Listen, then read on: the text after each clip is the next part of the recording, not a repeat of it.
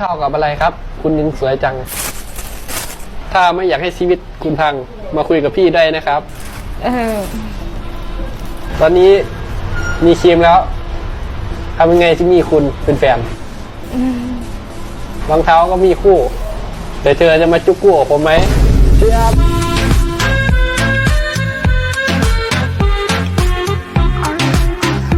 ไม่ครับ ผมไม่นอนผมเป็นผู้ชายกลางคืน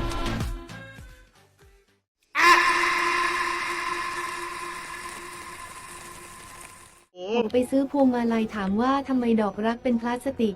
แม่ค้าบอกรักแท้มันหายาก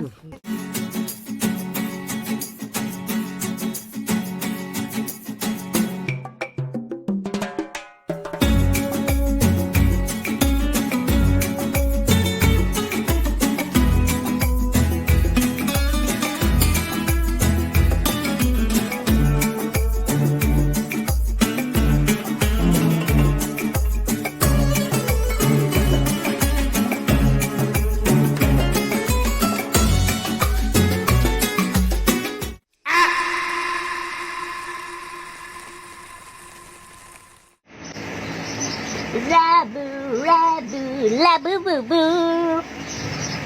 ลาบูลาบูลาบูบูบู